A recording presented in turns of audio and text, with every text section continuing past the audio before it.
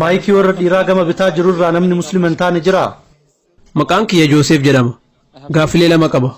Muslimtoota dhiiraa hundaaf dubartoota afur fuudhuun maaf hayyamame? Gaaffiin lammataa immoo Iyesuus Kiristoos fannifamuu dhabuusaa akkamitti mirkaneessuun danda'ama? Obboleessi gaaffii lama gaafate. Obboleessi hordofaa amantii kiristaanaati? Eeyyan. Obboleessi gaaffii lama gaafate. Islaamummaan dhiirri haga afurii fuudhuu danda'a jechuun maaf hayyame? Islaamummaan dhiirri haadha warraa takka ol akka fuudhu maaf hayyame jedha. Gaaffiin lammataa immoo Iyesuus Kiristoos fannifamuu dhabuu isaa akkamitti mirkaneessite jedha. Quraanni kitaabota amantii dachii tanarra jiran keessaa kitaaba haadha warraa takka qofa fuudhaa jee barsiise. Macaafa dubbistuus, raamaa dubbistuus, veedaa dubbistuus Quraana yoo taate malee kitaaba dachii tanarra jiru keessaa kan dubartii takka qofa fuudhaa jeen argattu. Raamaayini dubbistuu kitaaba warra Hinduu jechuudha. Abbaan shiriiraam haadha warraa takka ol qaba. Mahabaraata yoo dubbistuu Shirii Kirishiniin haadha warraa meeqa qaba? Afurii, kudhanii, kuma kudhanii. Inni haadha warraa 16,108 qaba. Kanaafuu Shirii Kirishiniin haadha warraa 16,108 eega fuudhe namni musliimaa haga afurii fuudhuun maaf badii ta'a? Macaafa warra kiristaanaa kakuu moofaa wayita dubbistu Salamoon yookaan Suleymaan nageenyi rabbi isarraa jiraatu haadha warraa 700 qabajamee barreeffamee jira. Abrahaam yookaan Ibraahim nageenyi rabbi isarraa jiraatu haadha warraa 3 qabajamee jira. Kanaafuu kakuu moofaan haadha warraa haga feete fuudhuu qabda jee si barsiisu jira. Haaluma wal fakkaatuun kakuun haarofni ammoo kakuu moofaa hordofuu qabda jee si barsiisa. Kanaafuu akka Hinduuzimitti, akka Kiristaanummaatti, akka amantii Yahudaatti haadha warraa haga feete fuudhuu ni dandeessa. Boodarratti bataskaanni waa'ee fuudhaarratti daangaa godhuun kiristaanni haadha warraa takka qofa fuudhuu qaba jedhe. Rabaay Ben Shamkiin Yahudaa innis boodarratti Yahudoonni haadha warraa takka qofa fuudhuu qaban jechuun daangaa godhe. Kanaan ala duraan haadha warraa haga fedhan fuudhaa turan. Seera adabbii akka Indiyaatu bara 1954tti heera sirna gaa'elaa jiru jalatti warri Hinduu haadha warraa takka qofa fuudhuu qaban jechuun seera kaa'e. Kitaabban amantii garuu daangaan isaan kaa'an hin jiru. Quraanni maal akka jiru xiinxalli naa laallu. Quraanni suuratul Nisaa suuraa 4ffaa ayaa 3ffaa irratti dubartoota isinitti bareedan 2, 3 yookaan 4 fuudha. Yoo waliin qixxeessinuu sodaattan ammoo takkittii fuudhaa jedhe. Himni waliin qixxeessinuu sodaattan ammoo takkittii fuudhaa jiru kun Quraana keessa malee kitaabban amantii biraa keessatti hin argamu. Quraanni dhiirri musliimaa tokko haadha warraa takkaa ol haga afurii fuudhuu ni danda'a jee maaf karaa akka godhe haa laallu. Uumamaan dhalaa fi dhiirri lakkoofsaan wal qixa ta'anii dhalatu. Haa ta'u malee ogeessa daa'immanii osoo gaafattanii daa'imman dubaraa daa'imman dhiiraa caalaa dhukkubaa fi jarmii ofirraa ittisuu ni danda'u jaanii isinitti himu. Kanaafuu ijoollummaa irratti wayita wal bira qabnu dhiira hedduutu ijoollee dubaraa caalaa du'u. Kanaafuu sadarkaa ijoollummaa irratti lakkoofsi dubartootaa lakkoofsa dhiiraa ni caala jechuudha. Aadaduma umriin isaanii dabalaa deemuun sababa waraanaatiin, sababa farshootiin, sababa baala sammuu nama hadoochiitiin, sababa balaa garaagaraatiin dhiirri lakkoofsaan hedduu ta'uu dhumu jira. Kanaafuu har'aan tana lakkoofsa dhiiraarra lakkoofsa dubartootaatu caala.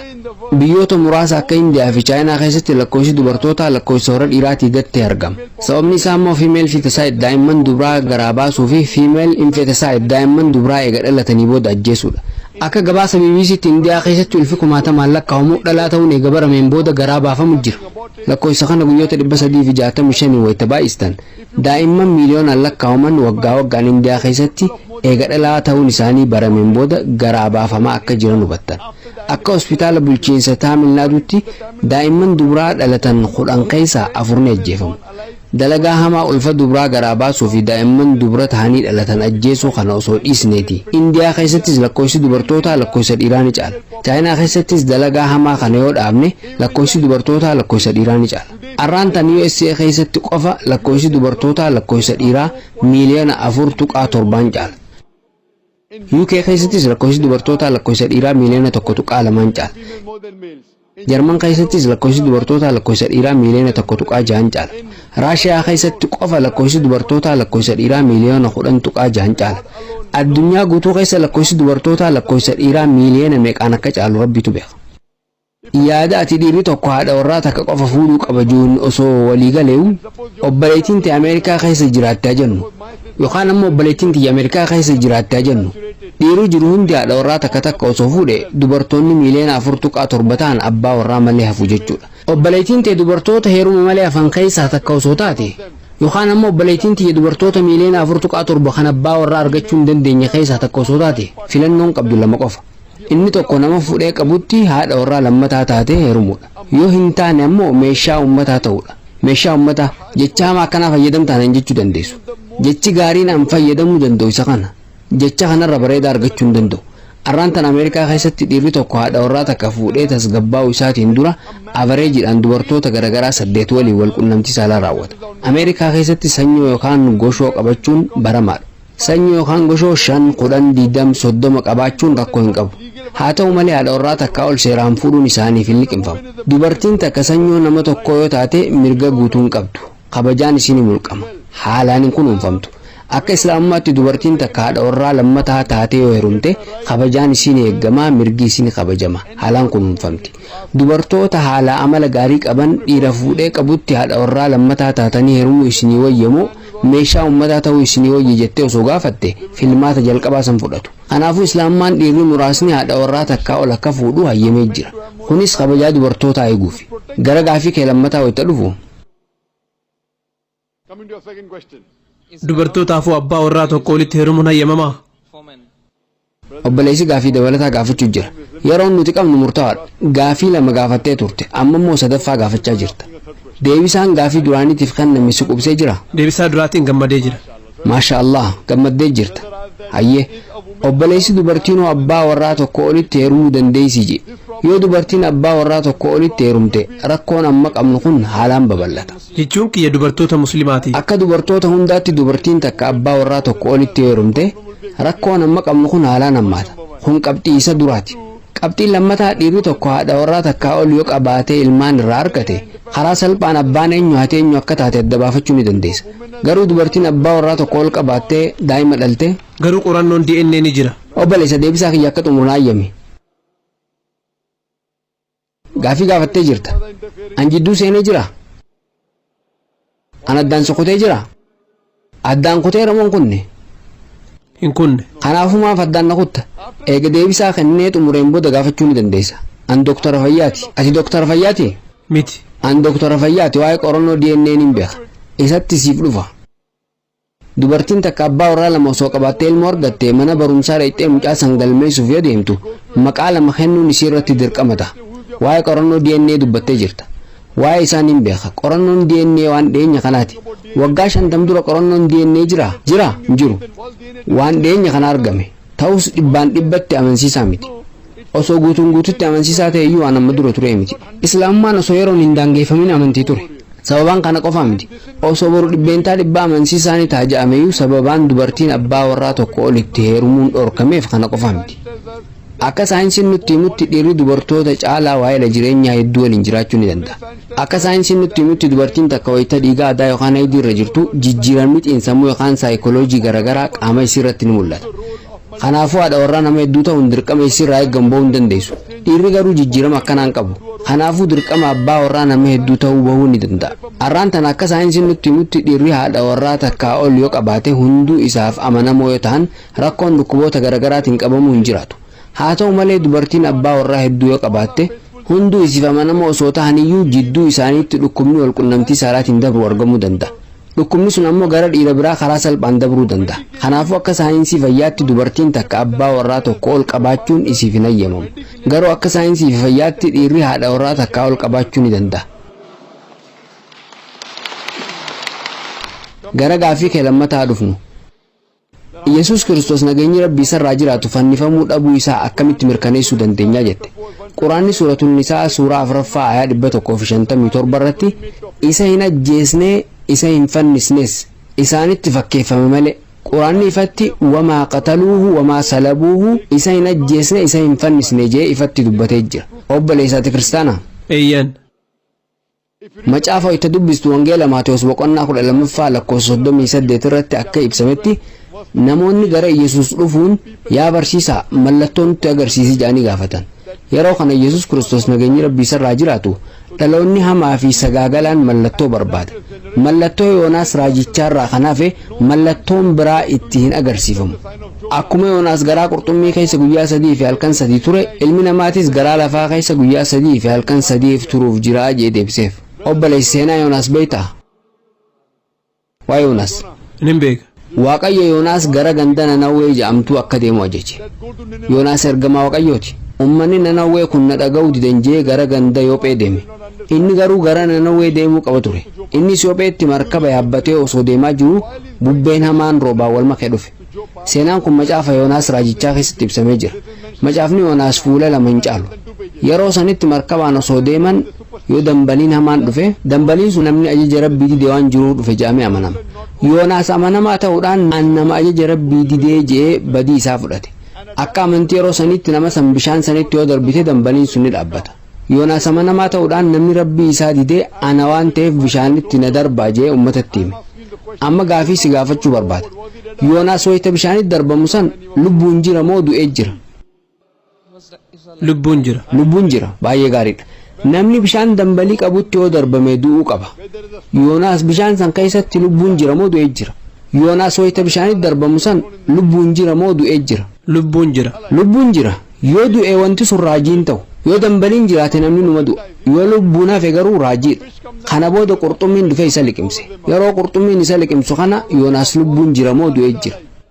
Lubbuun jira. Lubbuun jira. Qurxummiin garaa isaa keessatti qabatee guyyaa 3 fi halkan 3 bishaan keessa daakaa ture.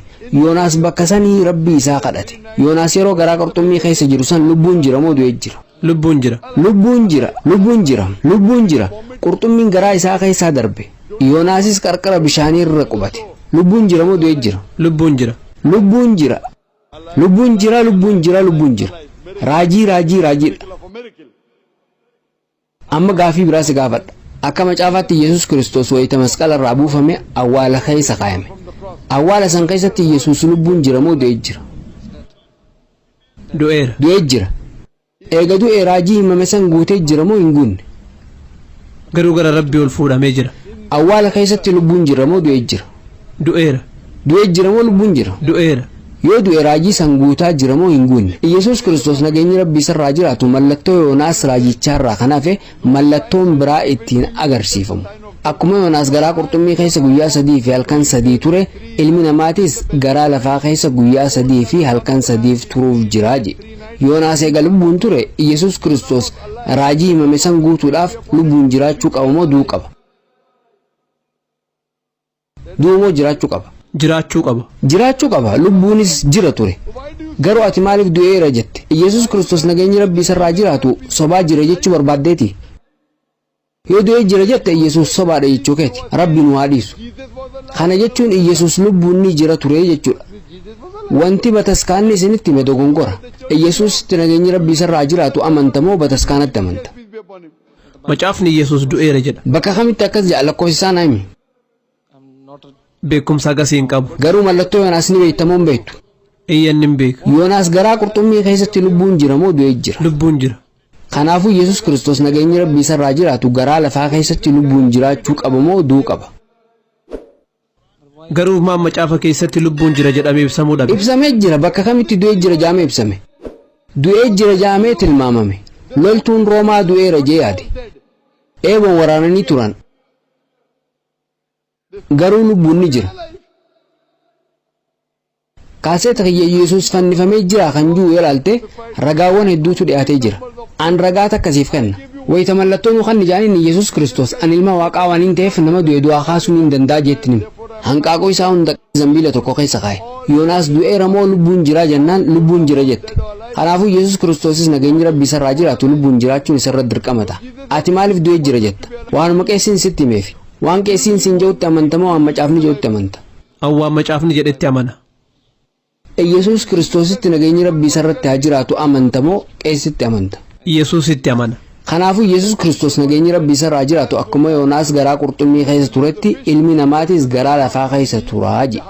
Kanaafuu Yoonaas yeroo sanitti du'ee jira moo lubbuun jira? Yoonaas lubbuun ni jira. Kanaafuu Yesuus Kiristoos du'uu qaba moo jiraachuu qaba? Macaafni du'eera san booda kaafame jedha.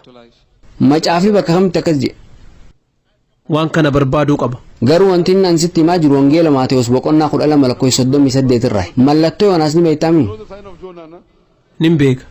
Yeroo sanitti lubbuun jira moo du'ee jira? Ni jira. Eega mallattoo Yoonaas beekte bakka inni du'ee jira itti jedhame immoo yoo hin beekne waan qalama diimaan barreeffame hordofuu qabda. Wantoonni hedduun kan Phaawulosiin himaman macaafa keessa jiru. Wanti inni jee waan Yesuus jee miti. Wanti macaafa qubee diimaa Red Little Bible jedhamu ni jira. Macaafa qubee diimaa jechuun wanni Yesuus Kiristoos nageenyi Rabbii isarraa jiraatu jee hundi diimaan barreeffame. Waan qalama gurraachaan barreeffame yoo naa himte sirraa hin fudhu. maaliif sababni isaa wanti gurraachaan barreeffame waan Yesuus Kiristoos nageenyi Rabbii isarraa haa jiraatu jee miti waan Yesuus Kiristoos nageenyi Rabbii isarraa haa jiraatu jee filattamoo waan Phaawulos jee fudhatta waan Yesuus Kiristoos jedhe wanti inni ammas itti himaa jiru waan diimaan barreeffame barreeffadhu wangeela Maatewos boqonnaa 12:38 waan gurraachaan barreeffame natti hin fidin waan inni dubbachuu jiru kana yoon harkaa kuffisuu barbaadde waan diimaan barreeffame fiduu qabda so waan Yesuus Kiristoos nageenyi Rabbii isarraa haa jiraatu jee gara mana keetii deemi macaafa dubbisi yoo wanti barreeffame si amansiise inshallah gara dhugaa dhufta galatoomi atiin gara mirgaa irraan jirtu itti fufi akkam ooltan I just wanted to ask a question related to the Christian who asked a question before, and you mentioned that the soldiers. Gaafii namni kiristaanaa dura gaafatee wal qabate gaafachuu barbaada. Yesus awwaalamuu isaatiin dura loltuu Roomaatiin osoo lubbuun jiru waraannamee jira jette. Gaafiin kiyya durumaanuu Yesus fannifamee jira moo rakkoon sun akka sammuu danni fannifamoo irraa hambifamee jira? Saved from ever having any of the pain. Obbali maqaan keenyu Maqaan kiyya Richel jedhama. Gaafiin isin gaafatte Yesuus Kiristoos nageenyi Rabbii isarraa jiraatu masqala san irratti fannifamee dhukkubbii san keessa dabree jira moo fannifamuu irraa hafee jira jettee gaafatte. Akkaataan seenaan kun Quraanaa fi macaafa keessatti ibsame garaagarummaa qaba. Ambarataa amantii wal bira qabee qoratu waan hin ta'eef waan isaan lameen keessa jiru hin beeka. Quraanni suuratul Nisaa suuraa 4:157 irratti ammas waan isaan nuti Masii ilma isaa Maryam ajjeefnee jira jedhaniif isaan abarre. Isaanitti fakkeeffame malee isa hin ajjeesnee hin fannisnees. Wamaa qataluuhu wamaa salabuuhu je. Isa hin ajjeesne isa hin fannisne. Walaakin shubbiha lahum. Isaanitti fakkeeffame malee isaan isa keessatti wal dhaban. Isa irraa shakkii keessa jiru. Illa ittibaa'a dhanni. Yaada hordofu malee wamaa qataluuhu yaqiina qabatamaatti isaan isa hin ajjeesne. Kanaafuu akka Quraana keessatti suuratul Nisaa suuraa 4:157 irratti ibsametti Yesuus Kiristoos nageenyi Rabbii isarraa jiraatu hin fannifamne hin ajjeefamne isaanitti fakkeeffame malee akkamitti wanti kun mudate kan juuf nuti hedduus waan nu cinqu qabnu ayaan itti aanu kan suuratul Nisaa suuraa 4:158 irra jiru dhugumatti Rabbiin gara isaatti ol isa fuudhe jaamee ibsamee jira muslimootaaf Quraanni hin ajjeefamnes hin fannifamnes waan juuf nuti dubbiin kun nuuf gaadha haalli kun fakkeeffamuu isaa qofa beekna akkamitti wanti sun mudate kan juuf ammoo tilmaama garagaraatu jira tarii namni biraa bakka isaa fannifamuu danda'a tarii waan biraas ta'uu danda'a nuti wanti kun nuun cinqu Quraanni hin ajjeefamne hin fannifamne waan nuun jeef amannee fudhannee jira dhimma gad fageenyaan jiru irratti of hin cinqunu macaafa yoo dubbistu seenaalee garagaraa yoo dubbistu wangeela yoo dubbistu yahudoonni Yesuus maqaa Rabbii xureessee jira jedhanii himatan wangeela Yohaannis boqonnaa 4:31-32 wayita Yesuus anii fi abbaan kiyya tokko juusan waan inni aangoo waaqummaa fudhate sehan osoo nama taatee jirtu waaqa of gootaa jedhanii isa gaafatan waan isaan jaan kana irratti hundaa'uun Yesuus wangeela Yohaannis boqonnaa 10:32 irratti isin waaqayyoota kan jiru kitaaba keessan keessatti ibsamee hin jiru namni dubbii waaqayyoo dubbatu waaqayyo jedhamee hin jiru wanti macaafni jiru hin diigamu jee itti dubbate kanaafuu bakka kanatti inni aangoo gooftummaa fudhatee jira jedhanii yaadan dhagaa lafaa fudhanii isa darbatu seenan kanatti ansee dalagaa hedduu dalagee jira dalagaa gaarii isa kamiif na reebaa jirtan jee gaafate sababa kanaaf jecha mana murtiitti dhiyaatee masqala irratti akka fannifamu itti murteeffame yeroo isaaniitti ayyaanni Yahudootaa guyyaa sabtii irra oola akka filosoofii isaaniitti namni tokko guyyaa sabtii fannifamuu qabu guyyaan sabtii ammoo jimaata galgala calqaba kanaafuu jimaata guyyaa fannifame osoo laftiin dhiin masqala irraa buufame sababni isaa ammoo sabtii masqala gubbaa turuu waan hin qabneef akka isaan jaan kanatti masqala gubbaatti fannifamee jira osoo ta'e du'ee jiraa yaada ji'uun waliin galu sababa inni du'iniif loltuun Roomaa sun eeboon isa waraanee dhiinni keessaa yaa'uu isaati saffisaanis awwaala isaaf qophaa'e keessa isa kaayan kanaafuu awwaala keessa sabtii guyyaa guutuu ture alada ganama ammoo dhagaan awwaala isaa ittiin cufan sochoofamee jira Maryam Magdalaawii jedhamuun tan beekamtu wayita alada ganama dhayxu dhagaan sosso'ee jira dhagaa eenyutu sochoosee kan juus gaafidha kanaafuu akkaataa macaafni seenaa kana seenessa irratti hundaa'ee wanta inni je'e kanaanuu osoo walii gale tilmaamaan wanti macaafni jiru sirriidha jee osoo fudhadheewu bakka takkatti illee seenaa kana keessatti bakki Yesuus du'ee jira jiru seenaa kanarraa wanti hubannu mallattoo Yoonaas akkuma Yoonaas guyyaa 3 fi halkan 3 garaa qurxummii keessa turutti ilmi namaatis guyyaa 3 fi halkan 3 garaa lafaa keessa turuu qabaa kan jiru guutuu qaba taanaan Yesus Kristos nageenya rabbii sarraa jiraatu lubbuun jiraachuu qaba. Yoo du'eera ta'e immoo Yesus Kristos nageenya rabbii sarraa jiraatu sobee jira jechuudha. Wangeela Maatewos boqonnaa 12 lakkoofsa 38 irratti mul'ata yookaan timbiitii mudatuudhaaf deemuu himee jira. Innis akkuma Yoonaas san ilmi namaatiis ta'uuf jira jedhe. Yoonaas waan lubbuun tureef innillee lubbuun jiraachuu qaba. Akka barataa tokkootti wanta dubbisarraa kan hubadhe eega qorannoo gaggeesseen booda Yesus sobee jira yaada juu fudhachuu hin dandeenye. Mul'ata yookaan profeesii himame san guutuudhaaf lubbuun jiraachuu akka qabu anni amana. Masqala irratti fannifamee jira garuu hin duune. Dictionary afaan Ingiliffaa yoo dubbistu crucifixion jechuun nama tokko masqala gubbaatti fannisuu fi achumarratti du'a jechuudha. Haa ta'u malee dictionary keessa nama tokko eega masqala gubbaatti fannisteen booda yoo namni sun du'uu baate maal jechuu akka ta'e hin ibsamne. Jechi haarofni nuti dhimma kanaaf argachuu dandeenye crucifixion kan juuta. Fiction yookaan durdurii jechuudha. Masqala gubbaatti ni fannistaa garuu hin du'u. Kanaafuu waan macaafni ju'uun osoo walii galeeyyuu Yesuus hin sobne dubbii jettu kan fudhadhu ta'eyyuu crucifixion fannifamee hin duune jechuu ta'a malee crucifixion fannifamee du'e jechuun ta'u obbalii deebisaasiif kan jeetti nama.